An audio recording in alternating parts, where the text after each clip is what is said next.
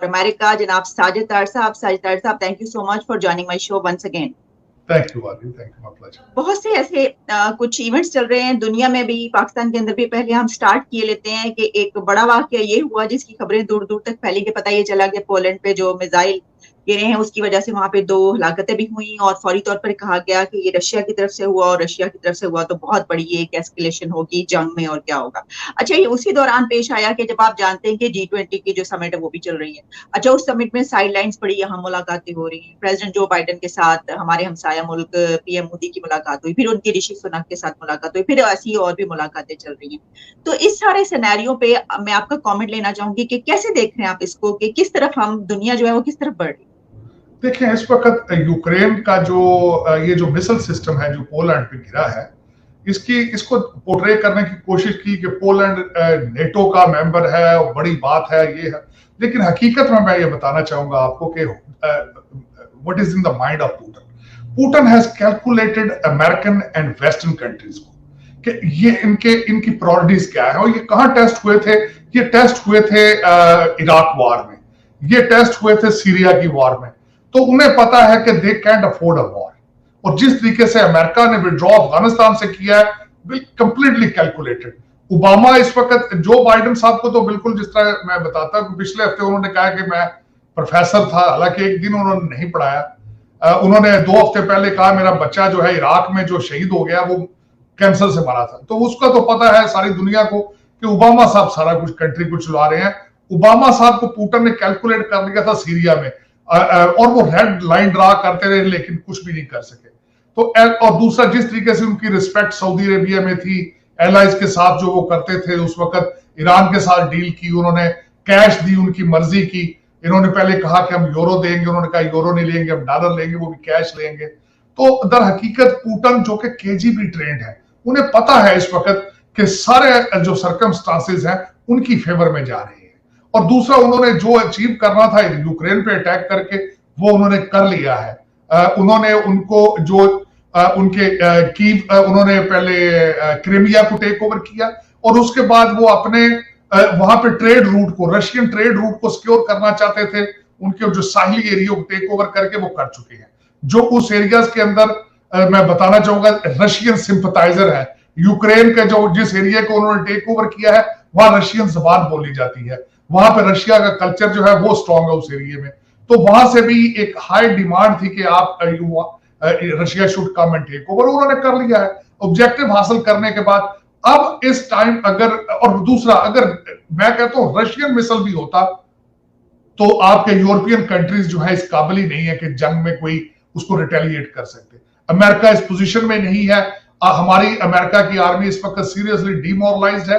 और दूसरा, इस वक्त जो ओबामा साहब है वो आर्मी को सपोर्ट भी नहीं करते। उनके इंटरनल एजेंडे हैं सोशलिज्म को प्रमोट करना। अंदर हकीकत जो सब ओबामा ने अपने पीरियड में एक वादा किया था कि I will change the fundamentals of this country, वो उन्होंने कर दिए हैं। इस वक्त अमेरिका इनोवेशन में आगे नहीं है। अमेरिका का अपना नासा जो है अपना रॉकेट फ्लाई करने की पोजीशन में नहीं है। अमेरिका रिसर्च में पीछे जाता जा रहा है, मैथ में पीछे है, इनोवेशन में पीछे है। और जो डेमोक्रेट पार्टी है वो आर्मी को डिमोरलाइज करती है। वो चाहते हैं कि हमें जंग करनी ही नहीं चाहिए। उनका सबसे बड़ा नंबर 1 एजेंडा क्या होता है? इन्वायरमेंट। उस इन्वायरमेंट के इश्क में उन्होंने अपने घर को जला लिया है। इन्फ्लेशन छत को चली गई है क्योंकि तेल अपना निकालना बंद कर दिया है। तो उसमें तेल, और उनके कहने के ऊपर एलायंस की हालत यह है कि सऊदी अरेबिया ओपेक उनके ऊपर से, उनके कहने पे, उनकी मिन्नतें करने के बावजूद अपनी प्रोडक्शन नहीं बढ़ा सकता। तो आपका क्या ख्याल है, वो पुतिन को रिटेलिएट कर सकते हैं? नहीं। तो इसका फायदा अगर वो होता भी रशियन मिसाइल, तो ना अमेरिका बहादुर ने कुछ करना था और ना यूरोपियन कंट्री जो छोटे छोटे इस वक्त गैस की लोड शेडिंग हो रही है उन्होंने भी रिटेलिएट नहीं करना था। लेकिन यूक्रेन ने उसको एक्सेप्ट कर लिया है कि that's was the missile was fired bye them by mistake. ये तो उसकी सूरत हाल। अब मैं वो ऋषि सुनक साहब G20 में, आपने जो उससे सबसे बड़ी बात तो ये नहीं बताई कि G20 में उसकी प्रेसिडेंटशिप जो है भारत को मिल चुकी है। जी जी। इसका सबसे बड़ा सिग्निफिकेंट हमारे रीजन के लिए जरूरी था कि हमारे पड़ोसी जो है अब वो उसको 1 साल को अपना पीरियड लीड करेंगे। दूसरी बात जो मैं सिग्निफिकेंट बताना चाहूंगा, ऋषि सोनक साहब ने इंडियन जबान में ट्वीट किया, हिंदी में ट्वीट किया, यह सबसे बड़ी सिग्निफिकेंट बात है।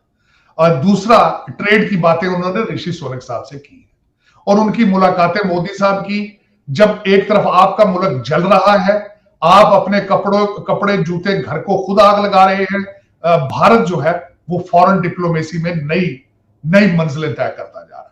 और दूसरा इसके, और आप जब आपकी मोटरवे बंद है, आपके 13-12 साल के बच्चे अपने कपड़ों को और घर को आग लगा रहे हैं, एप्पल ने भारत के अंदर अपनी प्रोडक्शन आईफोन बनाने शुरू कर दिए हैं, चाइना से उनकी फैक्ट्री इंडिया शिफ्ट हो चुकी है और ये अभी शुरुआत हुई है।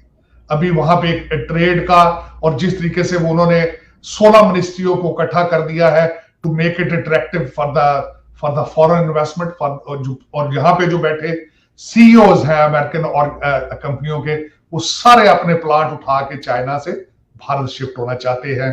America is working with them, तो वो उस साइड पे जा रहे हैं। आपकी डायरेक्शन काबल है, अमर बिन मारूफ है, एक अपॉइंटमेंट के ऊपर आपका कंट्री फ्रीज हो चुका है, फ्रीज। इससे ज्यादा शर्मिंदगी क्या होगी। और आपकी स्किल्स की सबसे नीचे तोशा खान की वीडियो निकल रही है, तोशा खाना है या खाना खराब है, उसकी वीडियोस दोबारा नए से चल चुकी हैं। सियासतदानों की वीडियोस के ऊपर आपकी सियासत हो रही है। आपके जो वो थे हैकर भाईजान, तो आपके तो आप दुख होता है, अफसोस है। G20 की देखे, मैं कल देख रहा था, खुशी भी थी कि चलें जी हमारे पड़ोसी हैं वो आगे जा रहे हैं, G20 में मुलाकातें हो रही हैं।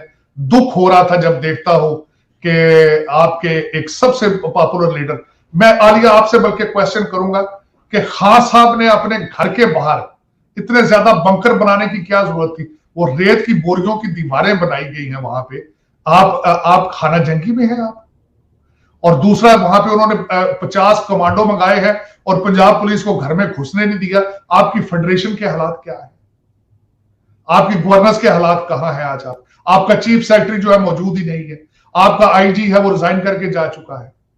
आप कहां जा रहे हैं? आपकी मेरा ये क्वेश्चन है 25 करोड़ लोगों से, व्हाट इज योर डेस्टिनेशन? आप कहां जाना चाहते हैं?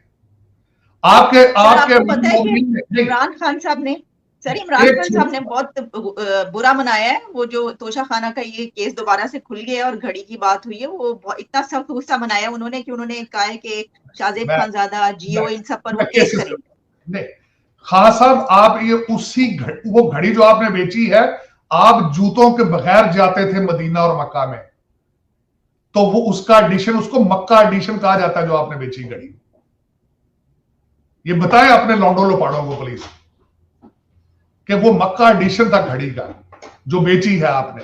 और दूसरा, उसमें ये तो कन्फेस करते हैं ना बेची है हमने। अब ये बताया ना घड़ी दुबई में किस तरह पहुंची, यही बता दें चले जी, दूसरी सारी चीजें झूठी।